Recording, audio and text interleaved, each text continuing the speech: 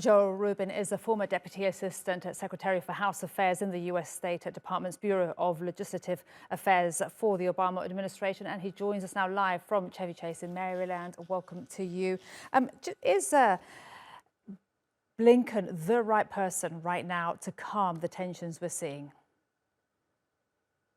Maria, it's great to be with you. And Secretary Blinken clearly is there at a crisis moment. And yes, he is the right person for the job.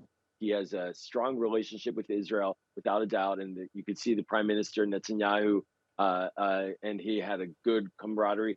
But Secretary Blinken also is well regarded by Palestinians. Now, there are going to be a lot of demands, and there should be a lot of demands given to him. But he's going there. He's going to meet with President Abbas. He has a team that's dedicated to that relationship. So he is positioning the United States in a way that can help both sides. Mm-hmm. Of course, we need both sides to comply, and that's the challenge here. And you say he's the right person, but also given right now just how right-wing the new government of Israel is, and given the fact that it could be said that they are inflaming the tensions that we're seeing there. I'm speaking, of course, about the Interior Minister. I mean, the Security Minister. Without a doubt. The National Security Minister is using hyperbolic language, and that is the big fear. The cycle of violence really knows no end. The cycle just continues, and throwing this kind of gas on the fire, language that creates tensions, that is not how you calm a situation down. So it's fortuitous that Secretary Blinken is there now. He can calm things down. He was scheduled to be there regardless of the situation. This was a long planned trip. But Prime Minister Netanyahu, he needs to get some control over his coalition under language, because the idea of going straight to violence all the time will never end well, and it will not end the violence either. And I think that's the message that Secretary Blinken has as well on his plate. And what about the message to Mahmoud Abbas when Secretary Blinken goes to Ramallah? What's the discussion there? We know they stopped the security cooperation. The PA stopped it with Israel. How important will that be to be resolved? Because it benefits both sides, doesn't it?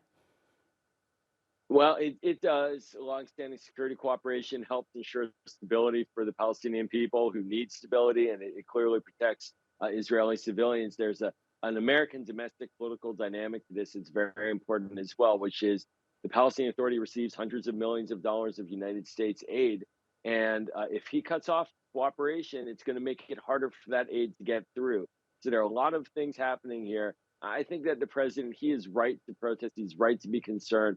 The situation on the ground in the West Bank is very dangerous. But cutting off security cooperation, we have a saying here, it's like cutting off your nose to spite your face. It really is a counterproductive act, and it won't advance the cause of peace, nor the ability of the Palestinians to get influence at the table. And just very quickly, before I let you go, Joe, how important is the Palestinian struggle for this U.S. administration, just given how much, how many foreign policy demands it has right now, particularly with the situation in Ukraine? Well, this team has been seized with it since the beginning, but the problem is that these dynamics on the ground are not lending themselves to a clear path forward. And yes, with Russia, the war, and with China on the rise, those are taking the attention of the team. And clearly, Iran has been the number one issue for this team, in addition to ensuring that Israel is getting along with the Abraham Accords countries. So it's been low. But once there's violence, like there is now, it jumps to the top. And the question will be, how much pressure can the United States bring to bear on both of the parties to calm things down and get a process going that the Arab countries who have just made peace with Israel also want to see happen. So there are some new conditions here that are available to the Secretary and President Biden if they're willing to take it. I think President Biden and the Secretary, that's their goal. Trying to figure out how to get there is still clearly highly complex. Joel Rubin, fantastic to speak to you. Thank you so much for joining us today at TRT World. Thank you.